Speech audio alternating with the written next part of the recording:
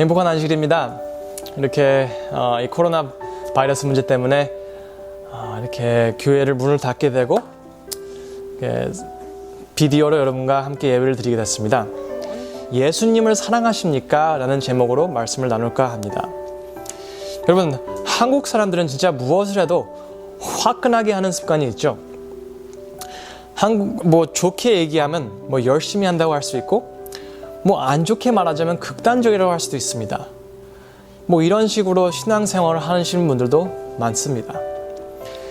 그래서 그런지 우리나라에는 이단 교파들이 꽤 많습니다. 여기 보이는 분은 문선명이죠. 통일교라는 지파는 교파는 이단입니다. 근데 다른 걸로 알려진 게 많이 있지만 통일교는 합동 결혼식으로 많이 유명합니다. 만약 요즘에 그 합동 결혼식을 한다면 이런 식으로 해야겠죠. 근데 이런 이단 종파들의 특징 중에 하나는 각 신도의 헌신을 증명하기를 필요 이상으로 요구한다는 것입니다.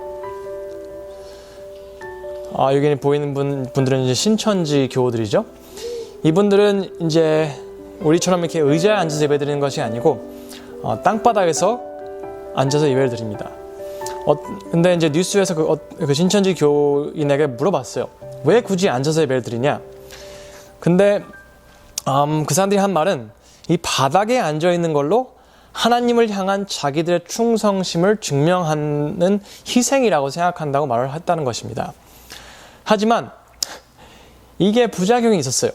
많은 사람들이 바닥에 좁은 간격에 앉아있는 요구사항이 코로나 바이러스를 빠른 시일 안에 퍼지게 했다는 것입니다. 여러분들은 예수님을 사랑하십니까?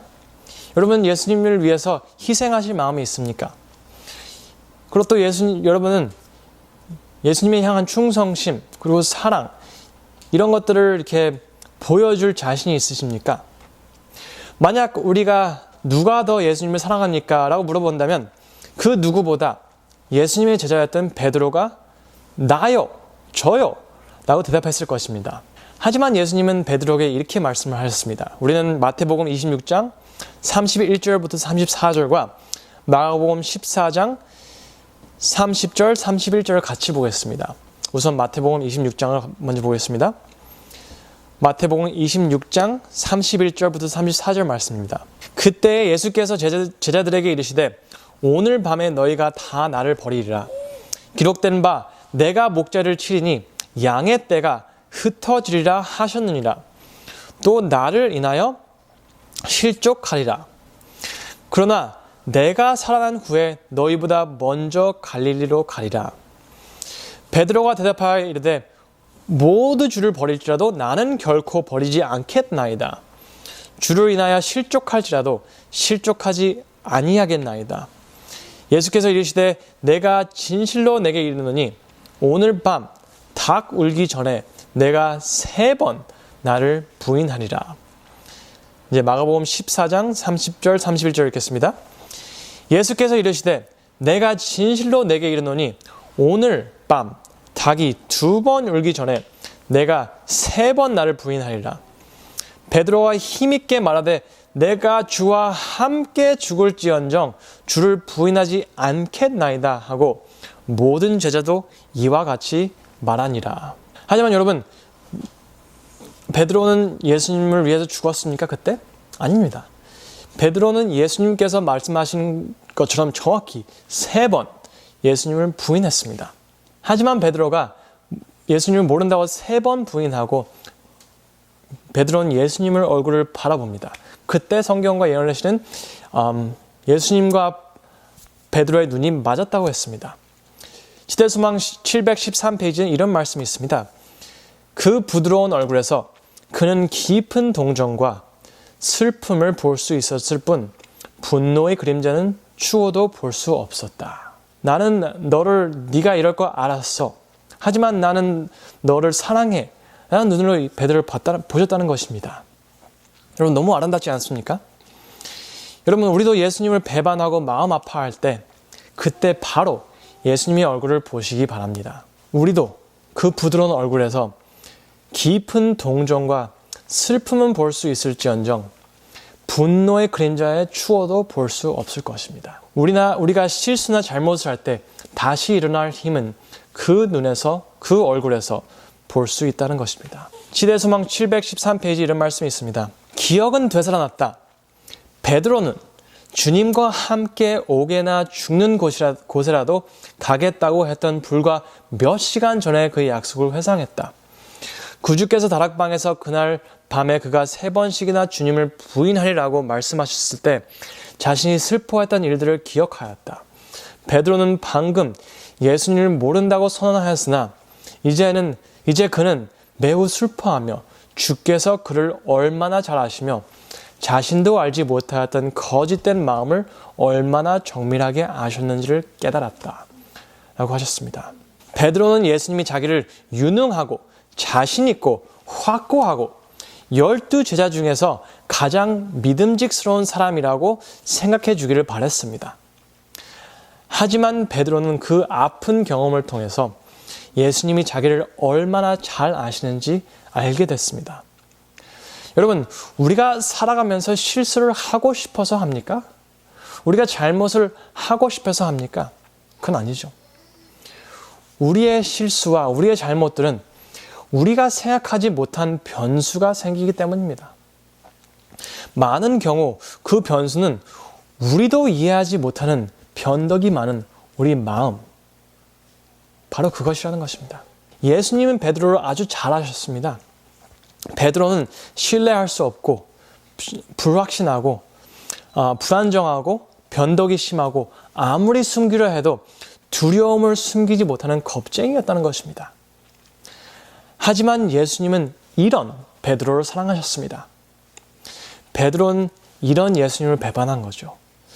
베드로는 이런 예수님을 모른다고 맹세한 거죠.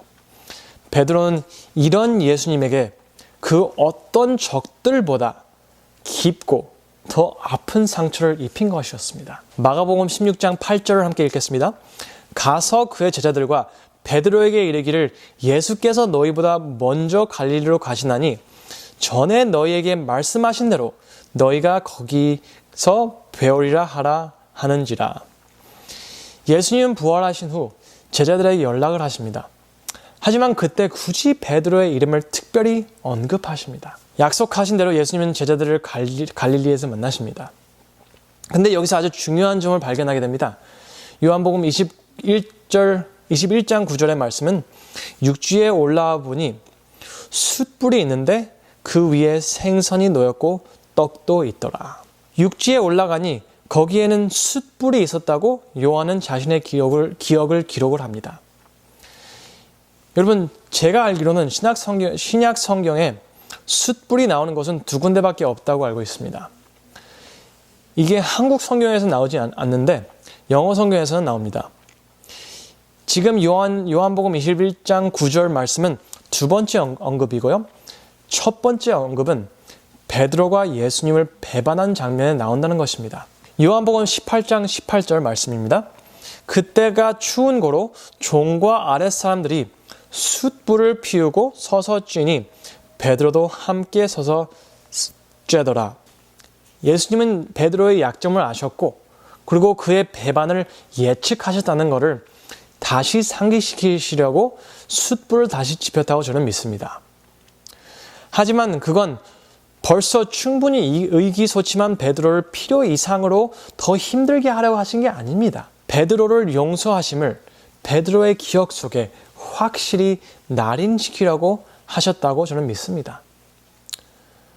너무나도 마음이 아파했던 베드로에게 내가 나를 부인할 건 나는 알고 있었고 벌써 너를 용서했었어 라고 말씀하신 것입니다. 그렇기 때문에 제자들에게 갈릴리에서 만나자고 하는 메시지를 보내주셨을 때 그때 베드로의 이름을 언급하셨다는 것입니다. 여러분, 첫 번째 숯불은 예언이었습니다. 하지만 두 번째 숯불은 약속이었습니다. 예수님은 우리의 실수와 잘못들을 예측하고 계십니다. 하지만 그런 우리를 용서하실 거라 약속하십니다. 우리 삶에서 우리가 예수님께서 예측하신 대로 잘못과 실수를 한다는 것은 그 뒤에 예수님의 약속된 용서가 있다는 것입니다. 베드로의 배신은 예수님께서 예측하신 것이었습니다. 우리의 실수와 잘못도 예수님의 예측 안에 있다는 것입니다. 우리 주위에 있는 사람들과 그들의 잘못과 실수로 인한 우리의 상처도 예수님께서는 예측하고 계셨다는 것입니다. 이런 우리에게, 이런 사람들에게 예수님께서 주시는 약속은 두 번째 숯불에서 우리를 만나 주시고 우리를 용서해 주실 거라는 약속인 것입니다. 사도행적의 화이트 부인은 이런 말씀을 하셨습니다. 교회는 사람을 구원하기 위해 하나님께서 세우신 기관이다. 교회는 봉사를 위하여 조직되었으므로 그 사명은 온 세상에 복음을 전하는 것이다. 우리도 뜻을 모르고 쓰는 단어들이 많이 있습니다. 저는 그 중에 하나가 이 복음이라는 것이라고 생각합니다. 여러분, 우리가 복음이란 말은 많이 하지만 정확히 복음이 무엇인가요? 교회란 단체가 복음을 위하여 존재한다면 우리는 복음이 뭔지 알아야 하지 않을까요? 복음은 절대 내가 얼마나 예수님을 사랑하는지 보십시오가 아닙니다. 제7일 안식일 교회는 이단이 아닙니다. 우리의 믿음의 밑받침은, 우리 신앙생활은 우리가 예수님을 얼마나 사랑하냐에 달려있지 않다는 것입니다. 여러분, 우리의 헌신은 부족합니다. 우리의 충성은 약합니다. 우리의 선행은 이기적일 때가 없지 않아 있습니다. 하지만 우리는 너무 복음을 이렇게 생각합니다. 여러분, 예수님은 부처님이 아니십니다. 예수님을 향한 우리 사랑도 중요하죠. 예수님도 자신을 사랑하면 율법을 지키라고 말씀하셨으니까요. 하지만 오늘의 말씀의 핵심은 우리의 신앙생활의 밑받침이 무엇이냐입니다. 여러분의 영적 토대가 얼마나 확고하다고 생각하십니까? 하나님을 향한 우리의 사랑도 중요하지만 그건 열매에 그쳐야 한다는 것입니다. 여러분, 우리가 아무리 예수님을 사랑한다 한들 베드로와 다른 제자들만큼이나 하겠습니까? 하지만 3년 반 동안 예수님과 동거동락한 제자들도 예수님을 버리고 도망가고 베드로는 한두 번도 아니고 3번이나 예수님을 부인했습니다. 제자들도 못한 일을 우리가 할 수 있다고 생각하는 것은 상식적으로 말이 안 된다고 생각합니다. 우리가 이런 복음을 전한다면 우리가 진짜 하고 싶은 말은 당신도 나같이 해야 하나님의 사랑을 받을 수 있고 구원을 받을 수 있습니다. 라고 하는, 여러분, 그건 이단입니다. 반대로 여러분, 복음은 절대적으로 예수님은 나 같은 사람도 사랑하십니다. 라는 것입니다. 여러분, 이게 복음입니다. 예수님은 아무런 조건 없이 우리들을 사랑하신다는 것입니다. 이것만이 진정한 복음입니다. 진정이 성서적인 복음만이 우리로 하여금 자신 있게 전도하고 예수님의 사랑을 남녀노소 상관없이 권할 수 있을 거라 생각합니다. 우리가 아무리 예수님을 사랑하세요 라고 해도 그 구도자가 관심을 보이지 않으면 거기서 끝입니다. 저처럼 교회 나오세요 라고 하지만 그 사람이 교회에 나오지 않는다면 여러분, 그 전도는 끝입니다. 하지만 예수님이 교회에 나오지 않는 사람들도 사랑한다고 확신한다면 우리는 그 전도를 끝없이 할 거라 생각을 합니다. 하나님의 사랑을 전하려고 한다면 우리는 그 구도자가 자기가 얼마나 사랑을 받는지 알 때까지 절대 포기하지 않을 거라 믿습니다. 여러분, 예수님은 아셨습니다. 하지만 예수님께서는 그러나 내가 살아난 후에 너희보다 먼저 갈릴리로 가리라 라고 말씀하셨습니다. 우리를 향한 하나님의 사랑이 우리의 신앙생활의 뿌리가 될 때만이 우리는 진정으로 행복한 삶을 살 수 있다고 저는 믿습니다. 우리의 신앙생활은 우리의 약한 의지가 아니고 1000년이 2번 지나도 바뀌지 않는 하나님의 사랑이 되어야 한다고 저는 생각을 합니다. 올바른 복음 안에 사시는 우리 모두들이 되기를 기도합니다. 여러분, 사도행전에 나오는 베드로는 예수님이 부활하셨다는 증거입니다. 만약 예수님이 부활하지 않으셨다면 다른 제자들은 자기들의 스승인 예수님을 배반한 베드로를 12제자의 한 명으로 절대 인정해주지 못했을 것입니다. 왜냐하면 예수님도 돌아가신 마당에 자기들도 죽음을 면치 못할 상황에 베드로 같은 배신자를 둘 수는 없는 거죠. 너무 위험한 거죠. 하지만 예수님은 베드로를 다시 받으셨고 다시 사도의 자리로 회복해 주셨다는 것입니다. 베드로가 초기 교회의 사도로 활동했다는 것은 예수님이 부활하셨다는 증거입니다. 여러분은 예수님께서 부활하셨다는 증인입니까? 예수님께서 부활하신 게 현실인 것처럼 살아가고 계십니까? 예수님이 부활하신 것처럼 여러분은 자유의 삶을 살고 계십니까? 예레미야 3장 22절에 이런 말씀이 있습니다. 배역한 자들아 돌아오라. 내가 너희의 배역함을 고치리라 하시니라. 여러분, 예수님은 우리가 믿음이 부족하다면 절대 믿음을 채우고 돌아오라고 하지 않으십니다. 반대로 믿음이 부족하면 믿음이 부족한 그대로 오라고 하셨습니다. 왜냐하면 예수님께서 그 배역함을 고쳐주실 수 있기 때문입니다. 여러분, 우리의 믿음이 부족하면, 우리가 하나님의 사랑에 대한 확신이 부족한다면 우리 자신으로서는 우리 그거를 채울 수가 없습니다. 오직 예수님께서만이 우리 부족함을 채워줄 수 있습니다. 예레미야 3장 22절 이렇게 끝납니다. 보소서 우리가 주께 왔사오니 주는 우리 하나님 여호와시니이다. 여러분, 우리가 돌아가는 이유는 우리가 잘나서가 아닙니다. 우리가 우리 삶을 어느 정도 잘 보이게 할 수 있기 때문이 아닙니다. 우리는 믿음이 부족한 사람들입니다. 우리는 너무 쉽게 예수님을 부인하는 사람들입니다. 하지만 예수님께서는 우리 자신 그대로 예수님께 오라고 하십니다. 우리가 그렇게 가야지만 예수님께서는 우리를 도와주시고 정결케 해주시고 새로운 사람으로 만들어주시고 우리도 베드로처럼 예수님의 부활의 증인으로 살아가게 해주신다는 것입니다. 시대의 소망 347페이지에 이런 말씀이 있습니다. 하나님의 미쁘심을 우리가 선전하는 것은 그리스도를 세상에 나타내는 데 있어서 하늘이 선택한 수단이다. 여러분, 우리가 그리스도인들로서 안식일 교인들로서 선전해야 하는 것은 하나님을 향한 우리의 충성심이 아닙니다. 우리는 하나님의 성실하심, 그분의 신뢰성을 세상에 알려야 한다는 것을 기억하시길 바랍니다. 이 사진은 제가 3살 때쯤 저희 아버지와 함께 산책하는 사진입니다. 저는 한 14살 때 여름 캠프를 한 일주일 동안 간 적이 있었습니다. 근데 그때 한 수요일이나 목요일 때쯤에 집에서 편지가 왔어요. 근데 그 편지가 아빠가 써주신 건데 저희 아버지는 이게 그냥 노멀하게 하시는 게 없었어요. 그래서 편지를 써주셨는데 진짜 말 그대로 이만한 편지를 써주셨어요.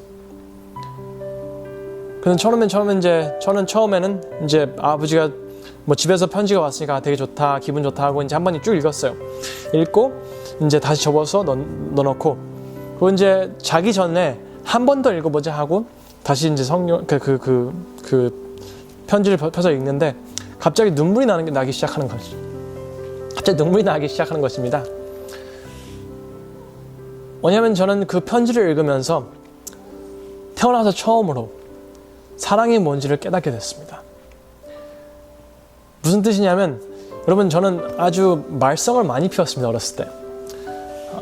저로 인해서 망가진 게 한두 가지가 아니었어요. 저는 한번 저희 집 뒷산도 거의 그냥 불로 태워버리고 저희 집 보일러 시스템도 완전 망가뜨려버리고 엄마 아빠 돈 막 훔치고 제가 많이 혼났어요. 근데 저는 그 편지를 봤을 때 저희 아버지의 사랑이 제가 잘나서 주신 게 아니고 그냥 제가 아들이니까 사랑해줬다는 걸 저는 처음으로 느꼈어요. 제가 이렇게 살아오면서 본 많은 교인분들이 이렇게 내가 얼마나 예수님을 사랑하냐에 목을 매어 사시는 분들이 계신 것 같다는 생각이 들어요. 그렇기 때문에 전도하는 게 힘들죠. 뭐냐면 우리가 나가서 당신도 교회 나와야 돼요. 당신도 안식일 지켜야 돼요. 이렇게 얘기를 하면 그 사람들이 관심이 없으면 끝나는 거잖아요. 하지만 우리가 하나님께서 나를 이만큼 사랑하세요. 나를 이만큼 용서하셨어요. 라고 얘기하고 나는 하나님 때문에 새로운 삶을 살고 있어요. 자유의 삶을 살고 있어요. 라고 말할 때 우린 그게 제대로 전도가 된다고 생각합니다. 여러분, 여러분의 신앙생활의 밑받침은 하나님을 향한 우리의 사랑이 아니고 우리를 향한 하나님의 사랑으로 초점을 맞추고 살아가셨으면 저는 하는 마음으로 이 말씀을 준비해 봤습니다. 여러분, 하나님은 당신을 사랑하시고 지금 교회에 나오지 않는 분들도 사랑하십니다. 우리가 그 사랑을 나누고 우리가 하나님의 미쁘심, 하나님의 성실하심, 하나님의 사랑, 그걸 경험하고 그걸 나누는 우리 모두가 되기를 바라는 마음으로 말씀을 마칩니다. 하늘에 계신 아버지, 이렇게 오늘 말씀처럼 우리가 베드로처럼 우리가 우리 신앙생활의 밑받침을 하나님을 향한 예수님을 사랑한 우리의 사랑이 아니고 우리를 향한 하나님의 사랑이 무엇인지를 깨닫고 그걸 경험하고 그걸 나누는 우리 모두가 될 수 있도록 도와주세요. 그리고 지금 코로나 바이러스도 문제가 많은데 우리 교우님들 다 지켜주시고 또 우리 다시 만날 때까지 함께 해주세요. 예수님의 이름으로 기도드렸습니다. 아멘.